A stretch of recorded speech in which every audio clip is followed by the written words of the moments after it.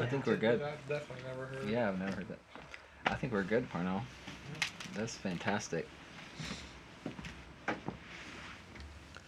Now, if you want to leave the camera running, I'll tell you what I really think about that worthless piece of shit.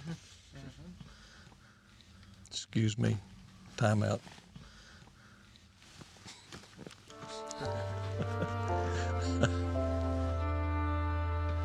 Vernon Howell is one of the most despicable, low-down, rat-fink pieces of shit that I've ever dealt with.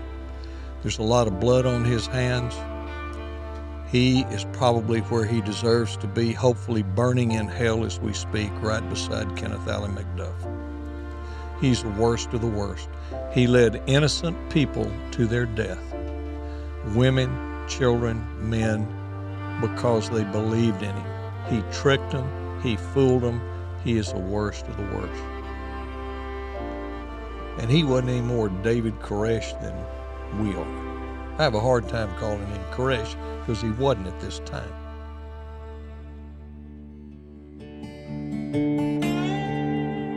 My great uncle was Guy McNamara. He started out as constable. He went from there to Waco chief of police, and then he became the head United States Marshal appointed by Franklin Roosevelt. My grandfather, Emmett Parnell McNamara, was deputy sheriff here. My father, T.P. McNamara, he got his start in law enforcement at the age of 21. He was a true lawman, tough guy, but a gentleman. My brother and I, our first day on the job was January 1963. I was 16, and Mike had just turned 15. Mike put in 34 years, and I put in 32 and a half years with U.S. Marshals.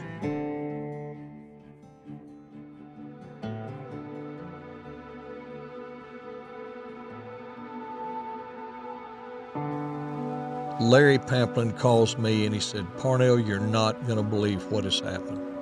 I said, "What's that?" He said, "They have paroled Kenneth McDuff." And I said, "You have got to be kidding me. That can't happen. A triple murderer sentenced to death, strapped to an electric chair, and now he's back out?"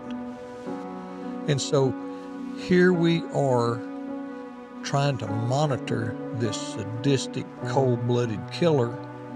I couldn't believe that really happened, but it did. When we got ready to leave Kansas City and bring him back, I looked down at his hands, and when you're in that situation, you've got to maintain control of your sanity or you'll lose it. You're by somebody that has killed and tortured so many people. And, your mind starts working on you. And we were sitting right by the emergency exit on that U.S. Marshals jet.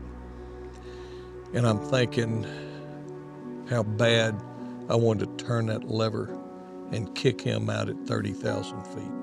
Let him fly around up there and remember what all he's done to those people.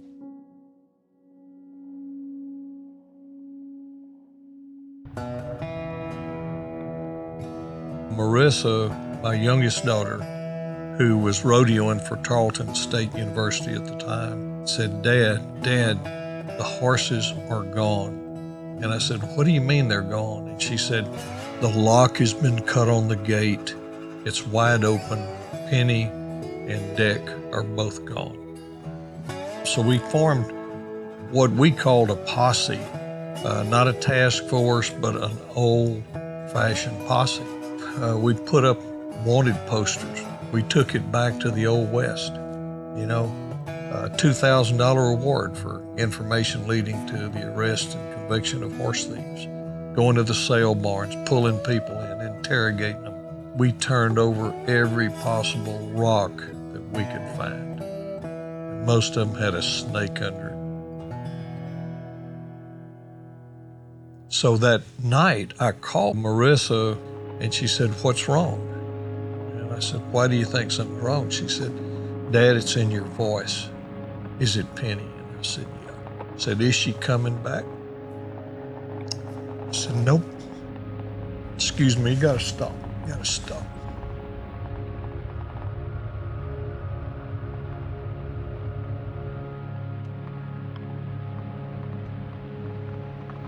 I'm still real angry about what they did. Dirty son of bitches.